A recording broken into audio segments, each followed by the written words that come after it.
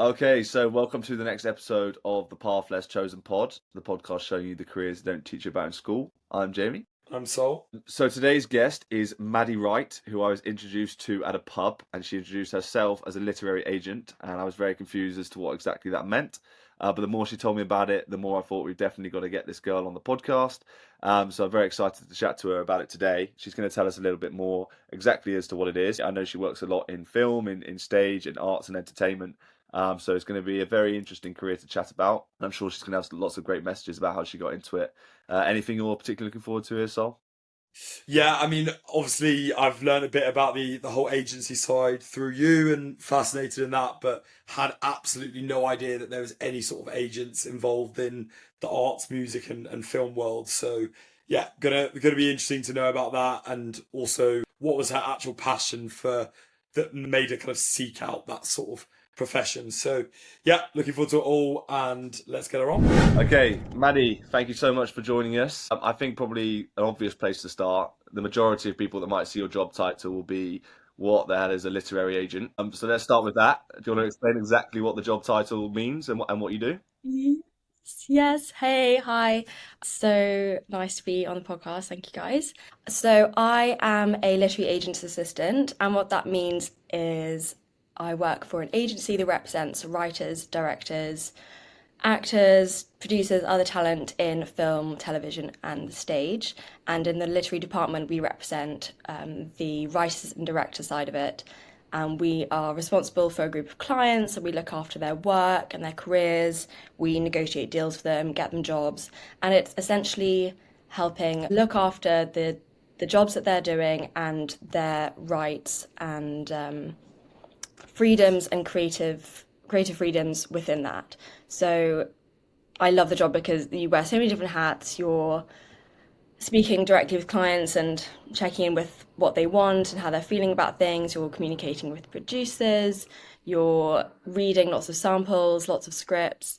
And it's this like really exciting and probably quite an area of the industry that not many people know about because it sort of sits a little bit before and a little bit behind a lot of the main attractions. Amazing. That's so cool. And that's such a good Yeah. summation of what you do overall. But I'd love to know what does an actual day look like when you wake up in the morning? What do you do? So in the agent world, you every agent has their client list and the people that they are responsible for, and those are relationships that they've fostered over a long time. So I work for quite a senior agent who's been in the job for a long time and has looks after clients that he's known since their 20s, but is also signing new people. So there's a huge range of writers and directors from like his youngest is 23 and it goes like all the way up. And so as an assistant, I'm checking in on their individual projects. The people that are working, it's about invoicing, making sure they know their schedule, and people that are about to start working, it's negotiating their contracts. And then people that are not currently in jobs or about to come to the end of the job, it's finding the next gig for them. The most fun part is when I can create time in the afternoon to look for what jobs are about. We might get a producer call and say, can you please let us know if this person's available between like October to next February? And then I'll try and find out a bit more about their project. If they're being a bit secretive, then I'll like try and pull together as much info as I can and maybe suggest some other people and pitch some people. And then that's how the wheel starts spinning for getting directors and writers jobs. Amazing. You're in the world of film and movie stars and all that sort of thing. Yeah. So there must be some seriously exciting, cool people or work you've done. I'm not saying you should name drop people if you can't, but Yeah, completely. Like it's so exciting. So in the company, it's a really big agency and people are represented in as actors and also as writers and directors. And so there's always chat about like what's going on, who's got projects, if a really big actor might be signed on to a project that hasn't got a director yet. And then as an agency, we like that will come up in a meeting and it's like, oh my gosh, this absolute superstar needs to be directed in a project that they're really passionate about. So we're then thinking, okay, which of our clients would suit that and who would be good at that? And that's such an exciting thing. And the scripts that come in. I mean, we'll talk more maybe about kind of how I ended up here, but the scripts are so exciting and important to me, and I love like getting right down to the start of the storytelling. So reading a good script is like the most exciting and inspiring part of it. Sometimes, I mean, you get exciting people coming into the office all the time, which I still get really excited about, but it is definitely like an amazing script coming in from a big production company about a story that you know is going to create buzz, and just having to be discreet about it and then waiting for the deadline article to come out a few months later and be like, it's happening, it's happening. Wow. So give us a bit more of a sense of that process then from start to. Does it work that you literally will get sent a script and then you, based on the clients you work with, you kind of have to have some personal understanding of what they're looking for and what you want? And then how does it go from that point there where you are then searching for these jobs through the scripts and then landing them with a certain role or position?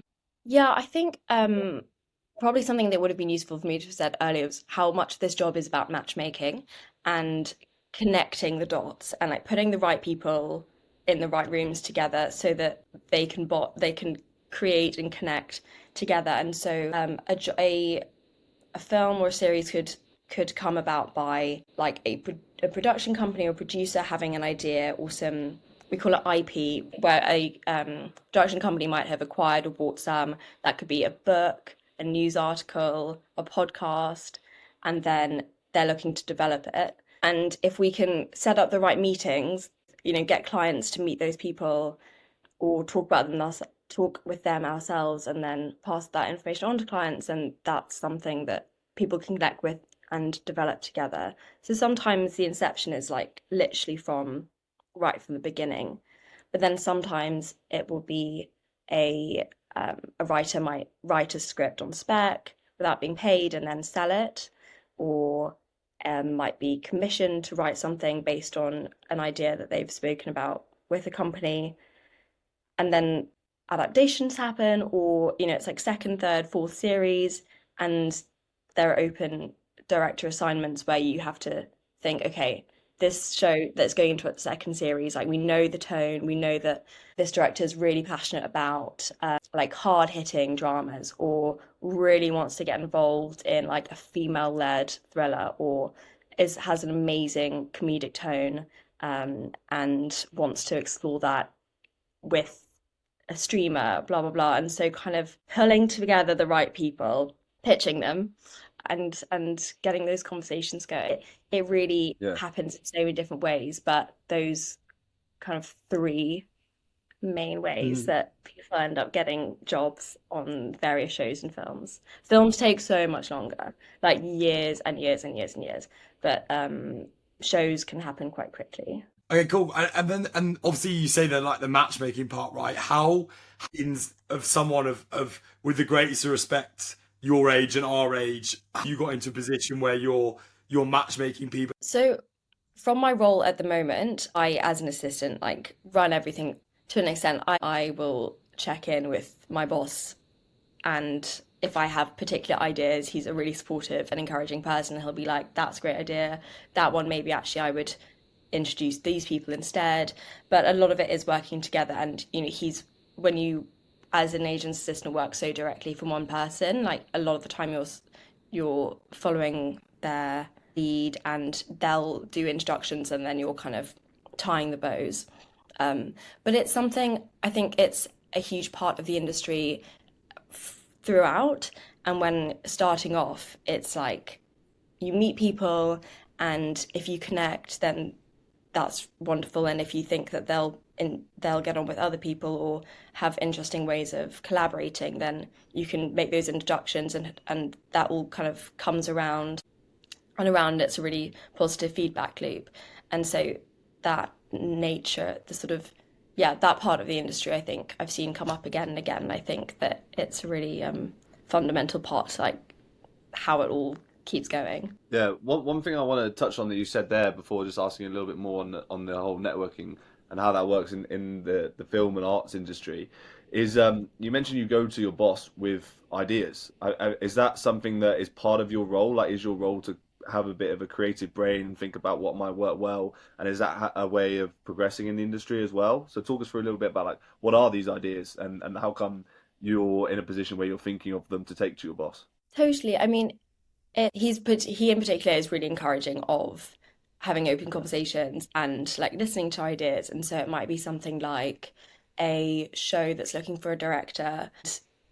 If there's someone that I think he hasn't thought of and I can say, oh, what about this person? I think they'd be great for it. I've done the research on these particular credits that they have that would correlate, and they'll be like, if that's a great idea, then that's kind of mine to act on, which is always a really fun thing. And then same comes with scripts. The assistants do a lot of the script reading and breakdowns, and so we can give quite honest opinions on that. And it, when you join that role, you do a script breakdown in order to get the role. That's like sort of part of the interview process. And so you hope that you've been hired, it's because they trust that you can give a formed opinion about your taste. But how do you learn how to give that informed opinion? Like, is that something you've learned on the job, or like is that a skill that you have to be taught? Both. I think it comes from, watching lots of things and reading lots of things. And I studied English, so that really helps because that sort of informs how I can structure and write. But then I'm like learning every day how to have a more specific and useful opinion about things. There are all sorts of schemes and opportunities that you do. One of the sort of freelance bits of work I did was I was a runner on a screenwriting competition, not competition, a screenwriting course where this was like 2 years ago, and I essentially, it was a weekend long course, and I was the runner there. So it basically was just like sorting out things on the floor and like getting everyone lunch and, just being at their beck and call. But it meant that I got to sit in on all of their workshops. All these amazing producers and other agents were coming in to do talks that I got to sit in on. And so things like that, like you just make notes and listen and learn. Yeah. And is that like you've made it sound like it's quite simple there, but I imagine in an industry like that where there's probably a lot of competition against each other on these creative ideas, have you ever found it like a challenge where you haven't had the confidence to present an idea because you haven't felt like you're qualified to speak in that kind of area? Or is it something that's come naturally to you in that circle, or something that you've developed the confidence to be able to do? Totally. I think it is important to like know when to speak up and when to just kind of like sit back and learn. Not even sit back, because it's always an active thing. So I think when you're not necessarily like pitching and putting yourself forward, you're still learning and absorbing. So yeah, it's definitely been a process of like learning when to jump up with your idea, but also knowing that the film and television industry is so like ever evolving, a slightly wild place in that everyone's journey through it is so different and unique, and it's always changing. If you have ideas and you're a collaborative and hardworking person who also has respect for boundaries and the fact that people have like done this stuff for a long time, then there's room for it. And I think things are hard to execute. So if you have ideas, I feel like I'm speaking in really vague general terms, but only because I think it applies to things whether you're like writing a short film or just presenting an idea that you think this client might like this book, that they can all be comparable. And I think it's really important though to take those risks. It is quite like a hustling industry.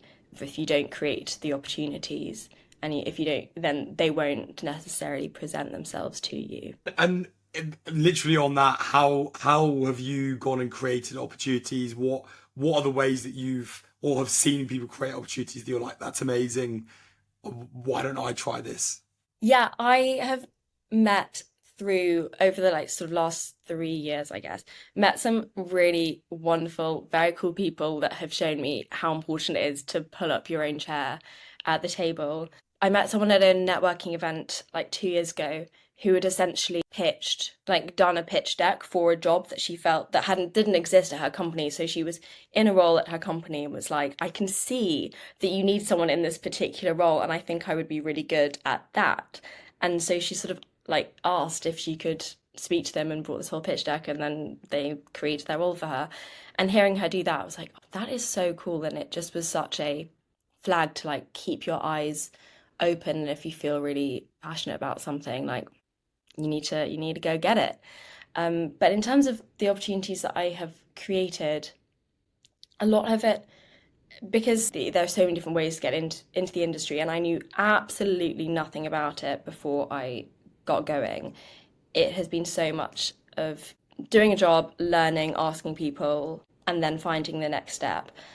Everything I've done, every sort of internship or work experience or runner work, I've tried to keep in touch with people and work out like where to go next. And people have been really helpful and kind and sharing opportunities that come along, but also it's like reaching out to really, really specifically and doing the research and working out who does what and finding the people that inspire you.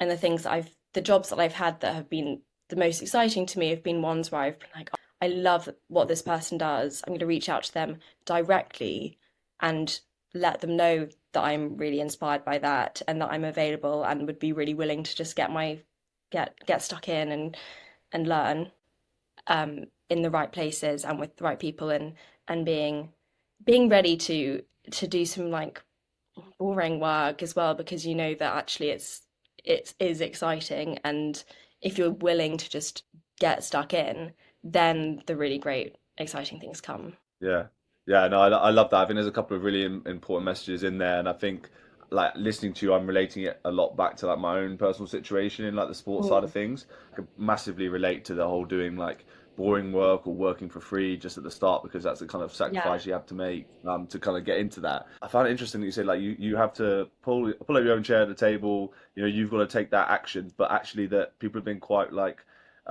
recipients of that, like they've been Yeah, willing to help you, quite kind. And I think if that's not really a totally. general, you can't really say that's a general statement about sport. Usually people are actually quite defensive, they don't want to share anything with you. So I Yeah. don't know, is that a general thing in the arts and entertainment world, that people help each other, or is there a sense of competition that perhaps is quite difficult?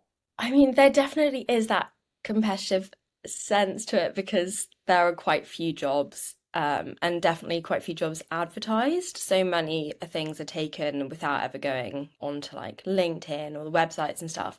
But people have been so giving, and it really does come back around. The first job that I did some work experience straight after uni with someone that I'd met through like doing a podcast at DUCFS at Durham. And then and I didn't get anything for so long. I was like sat on my bed every day applying for runner roles. And then actually someone sort of replied, I'd applied to be a runner on a short film. And this person replied, and it was sort of then became like, oh, well, they actually need someone. Can they afford someone? I ended up doing the work for free anyway because it was like over a weekend and I really wanted the experience. But it was all very last minute. I thought it had gone away. I'd like checked in.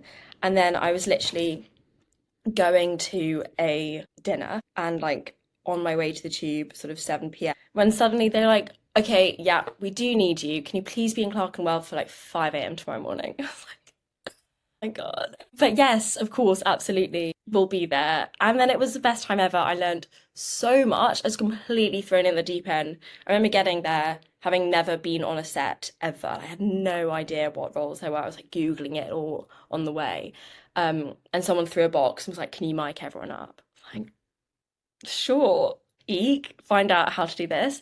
So it was an absolute whirlwind. But then that producer was, because I'd worked so hard on it, was then so willing to like go for a coffee, answer all my questions, had such useful advice. I then ended up sort of shadowing him, doing some like producer work on his next short.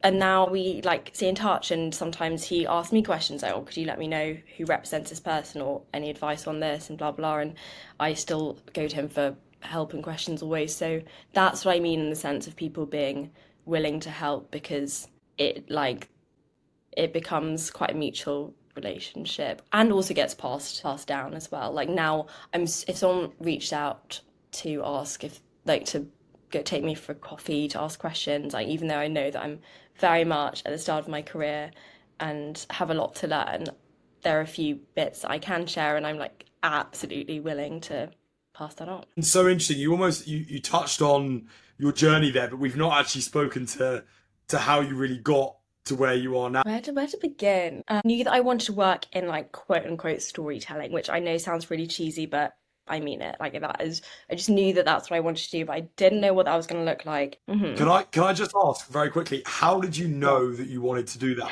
What made you realize you wanted to be in storytelling? It's so cheesy. I think like We like cheese. genuinely, it was like, oh, like honestly, doing like To Kill a Mockingbird in year 10 for GCSEs. I was like, this is changing lives. This is so important. And I loved my English teacher so much, and she wrote in her leaving card, you have to go and study English at uni, and so I did. Like genuinely, that was her fault. And then time and time again, I've always been drawn to like how stories can completely reframe and educate and help us see the world in different lights. And like I used to absolutely have like meltdowns about what I was going to do in my future, and I still, don't know what my next 10, 20 years is going to look like. But I would always try and like, I know it would always kind of come down to the concept of storytelling. But I didn't know whether that was going to be like for a charity or for writing or in marketing. And the film industry kind of didn't seem like a real option to me. I was like, how is that? That's not a real thing. People don't actually work in film. But it was when I was part of DCFS on the events team, and it was during COVID, so we couldn't do any live events. We did a podcast, and we spoke to an editor who had worked across the film industry, sort of all different jobs and parts, and had done some producing and directing and blah blah blah. And he was like, "My God, you don't need to go to film school. Just come and get stuck in." Obviously, film school offers so much, and I've met some incredibly skilled and amazing people that have done that. But it was too late for me. And he was like, come get stuck in. So I took that to heart and emailed him after asking if I could come and do some like shadow work experience. And then after uni went and did a week just being a runner in their office, which was really, really fun. I learned so much. But then I still had like no idea of how the industry worked, and had no answer when people said like, oh, so what it actually within film do you want to do? I really struggled to answer because I didn't really understand the options and like what different things were out there. So I just tried to get involved in as much as possible, and working on short films and seeing the different roles that were had, and then speaking to anyone that would speak to me, whether in like documentary or TV, factual, just to try and like gradually piece it all together in my head. Yeah, I think that's a really like refreshing like way of your journey, because we're all about the path that's chosen here, of course. But like even going to film school would have been a path less chosen, but the way you've ended up where you Yeah. are is even more unique than that. I think I probably had it in my head that stereotypically, like you say, it's like a dream career that's probably a difficult industry to break into. And like anyone that does break into it, it's either because they've grown up in LA, they've lived their life on a set, or at the very least they've Mhm. gone to film school or have some kind of background in that. So it's fascinating to hear that like that's the route you've gone down in. I think it'd be interesting for people to know like how did you actually get the job you're in now? Did you apply? Was it through someone you knew? Was it based on a role you'd already had and work you'd already done? It was a proper interview process, Right. and I'd had a couple interviews before that. Sort of in the few months leading up to it, I'd had quite a few jobs that I was really excited about and got through to the final two kind of situation.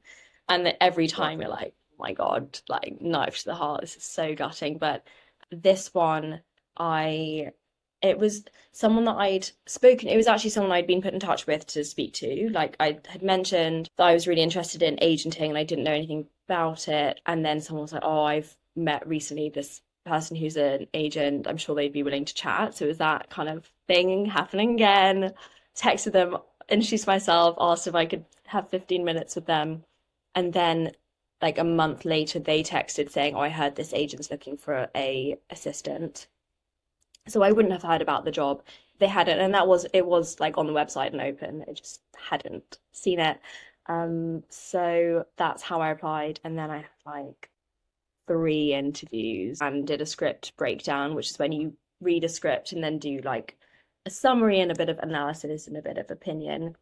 But then I didn't get the job the first time around and was really sad about that, but kept going and thankfully was already in work anyway, and so carried on with the job that I was doing, which was a environmental documentary. So that was really fun and exciting. And then just as that was coming to an end, got a text from the person that had interviewed me to say, like, I'm actually looking again. Would you want to come back in for a follow-up interview?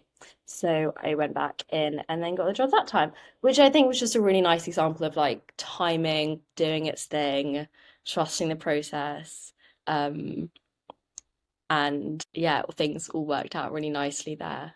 We love to be very open and honest about jobs and the path less chosen, all that sort of things. Firstly, we would love to hear like what are the genuine best bits about your job that you absolutely love, and then also what are the parts that you're like, okay, you know, I have to grin and bear this. No, I love that you guys have asked this because it is so. I would say to anyone interested in film or any creatives, actually, like you have to be prepared to do some boring work. And so I do loads of invoicing, because otherwise people wouldn't get paid. And so, you know, as I'm doing it, I'm like, this is mind-numbing, but also very important. And I have to do a lot of scheduling, a lot of managing people's diaries. Just got to be done. It's when it goes wrong, it's like absolutely mind blowing. So you're like, this is so simple. Come on. But yeah, that's an important thing. When you're a runner, like, and people kind of joke about like, oh, you're making everyone's tea. Like, you are genuinely making everyone's tea and coffee. If you honestly think about it, like, if you're a really senior person and someone makes you a gross, like, too milky, slightly cold cup of tea, and then someone makes you like their perfect cup of tea, who are you going to think of first when you've got another job opening coming up in a few weeks' time? So the small things matter and people remember it. And now that we have runners at work, and the ones that just like get stuck in and do the boring things like amazingly, everyone's like, oh my God, so, you know, get them an assistant role. We will vouch for them, and we like really fly their flags. So there are, without being negative, just being real, there are some boring sides to it. But then there are loads of pretty exciting sides. And it's so people facing that, like, if you enjoy chatting and hearing what people are up to, and it's dreamy. I mean, so it's because of the nature of the job of like staying kind of finger on the pulse. People are always like, you know, you've got to be ahead of the game and know what's about. Get to see a lot of theatre and movies and screenings. So I went to I sometimes get to go to preview screenings, like where they put on a show before it's actually come out. And I went to one a few weeks ago that is coming out on Disney in the autumn. And there was a Disney security guard in the screening room with us.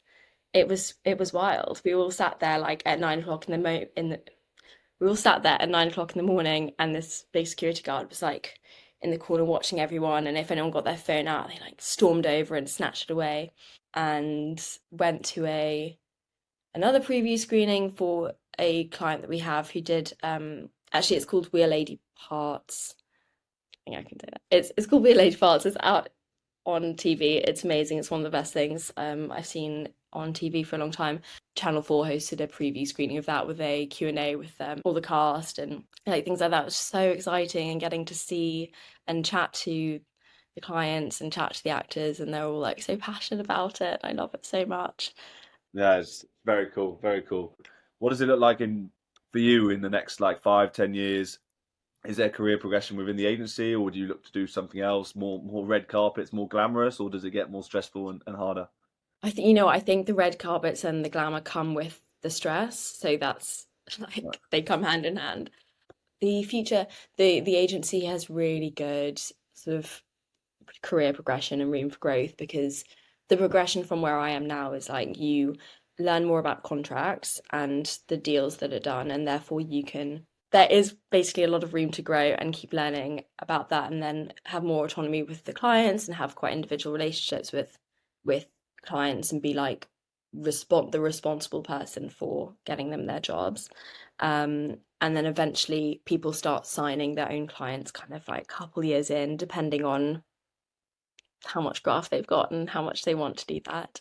I love the industry because there is room to maneuver and work out your path from within, and there are so many different roles and so many skill sets that are needed, and you need to have a sense of direction and a sense of purpose, but you don't have to have it all figured out. Yeah. I love that throughout that, not once have you mentioned any idea that you might ever leave the industry, and it's like full focus on, yeah, No, I want to be here. completely. Goes to show Honestly, how much you love it. yeah, it's such a career for life. And now one of the most sort of gratifying things I think is working with people and meeting other young like creatives or people in the industry and thinking we will probably know each other and work together for the rest of our lives. And I see that in the older generation of agents, like they'll mention like the James Bond producers and like tell a story about a dinner that they had in their 20s together. These, huge people that in my eyes and other people's eyes are so it's like absolute superstars. The idea of them all like knowing each other as teens and early 20s just blows my mind, but that is kind of how it all begins. That was so interesting, and let's cap all that interesting stuff off with the final question that we like to ask all our guests. So I'd like to ask you if you could go back to a time potentially when you realized that storytelling was exactly what you wanted to do. One thing you do the same, one thing you do differently, and one thing you tell yourself to motivate yourself. Okay.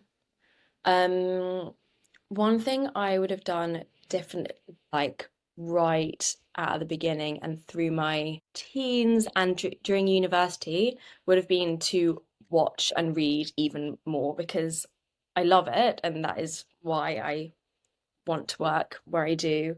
And now I dedicate a lot of time to reading and watching things, but I think that there was so much more time that could have been dedicated to that I almost sort of like felt guilty to do it. I was like, no, I need to be working, I need to be revising, or I need to be doing whatever else. And actually, I should have just been, well, there. I'm so glad that I did all the like varied things that I did and worked hard, but also there are just like so many gaps in my knowledge of shows and films, and I wish I'd like just got stuck in earlier. One thing I do the same is I'm really glad that I kept in touch with the people that I kept in touch with, and sort of offered myself up. So when I was working for a company called Dartmouth Films, and a similar thing, I didn't get the job, but after the interview, when they let me know that I wasn't getting the job, I said, like, asked for specific feedback and said that I was going to be available for the coming months if they ever needed holiday cover. And then they did need holiday cover, and then I ended up staying and working with them sort of on and off for like the best part of 2 years. That sort of keeping in touch with people, I'm really glad I did, and hope that I continue to do. Okay. I would genuinely just tell myself, like, you will get a job, you will get paid for this work. Just keep going and the right thing will find you and you'll find it. Because there was a long period of rejections, and I honestly wish I'd like counted how many rejections I got in order to be able to just like tell you guys that stat, because it's gutting. But it kind of has to happen in order for you to find the right thing. Because only retrospectively, like, that kind of things happen for a reason is so unhelpful in the moment, but it is true, I think. Yeah, I think it's a brilliant message to finish on. I think what you've done so well throughout is you've somehow managed to deliver your story in such like a humble way, but there is no escaping from the fact that you've worked your socks off to like get where you are now. And I think all of the messages around like making sure you're just getting involved, getting stuck in, that's just massive credit to you for putting in that shift, and you've got to where you are now as a result. So fair play to you, and thank you so much for talking to us. It was just as interesting as I thought it was going to be after our conversation in the pub. So really appreciate it. So glad. Thank you guys very much for having me and creating these conversations because I think it's really, really cool what you're doing. Okay, that was great. I really enjoyed that, and I definitely didn't know what a literary agent was an hour and a half ago. So that's a good little learning that we've got now. But let's crack on with the takeaways. So I'll hand over to you for the first takeaway, if that's all right, Jamie. Yeah. Okay, yeah, I think the first one I'll go for is probably what's going to be the obvious title of this podcast, about pulling up your own chair at the table. She has done throughout what she told us was every single time she had the opportunity to take action, she did. And that's how she made like opportunities for herself and got her seat at the table. She was talking about how small things matter, and that's the kind of stuff that has led her to these opportunities. Things as little as making a good cup of coffee for someone or cup of tea so that she's front of mind for them whenever they're thinking of someone that can help them. And I think that was amazing in the amount of action that she's taken to pull up that seat. Yeah, I couldn't agree more. And also, like, how funny that everyone complains that you're making the teas. Like, it's the classic example of doing the kind of bitch work, and actually, she sees the value in how good her cup of tea is for a director. Yeah, and it's like, it's true, right? It's such an interesting way to think about it. And my takeaway from the second takeaway, I'd say, which is following on from that, is not only have you got to like pull up the seat at the table, but the importance of having that network, that you maintain the connections with those people that you have at the table. And the example she showed there was that she had maintained this connection with this agent and asked for a 15-minute chat at one point. And after a few months, this agent recommended this job for another agent as their assistant, that then she is the working job she's working at now. And that to me is the perfect example of like why staying in contact with these people who are doing really well and around the right sort of people, nurturing that and continuing to nurture that network is so key, because you have no idea what's going to come from it. Yeah, perfect. I think that's a very good way of summarizing the second key takeaway. I think for the final one thing I like that she said is learning about when to have an opinion about things, and then contrasting that with learning when to just sit there and proactively listen to the people around you that know what they're talking about, and when you can probably extract the most value out of just being in the room with them. And I think it's a message we get from lots of people where they say like, you've got to surround yourself with the right kind of people in a certain industry. But what she said shed like a real interesting light on is when, if you are in that room, there's times where you should speak and share your opinion to prove that you know what you're talking about and like assert yourself in such a situation. But there's also times where you just need to sit there quietly and listen and learn as much as you can. And I love that like balance and how she's figured that out for herself. Yeah, spot on. Nothing more to add from me there. So to sum up those three takeaways, I would say first one is pulling your own chair up at the table. Second one is nurturing your network that you've already grown and not knowing what will come from it. The third one is knowing when to actively listen and knowing when to contribute and making sure you find the balance between both of them. So as I've summed that up, thinking unbelievable episode. Really, really enjoyed that. Thanks for organising that, and very appreciative of her coming on. So looking forward to the next episode. Anything to add, Jamie? No, definitely. I think it's probably one that's worth keeping an eye on. I'll be very interested to see what Maddie's doing in a few years' time. I imagine she'll be with some pretty cool people and some nice red carpets around the world. So definitely a fascinating industry and a fascinating career for her individually. For sure. Give us a rating, like, subscribe, share, all the rest. Very appreciative of the support, and we'll catch you next week. Nice. See you next time.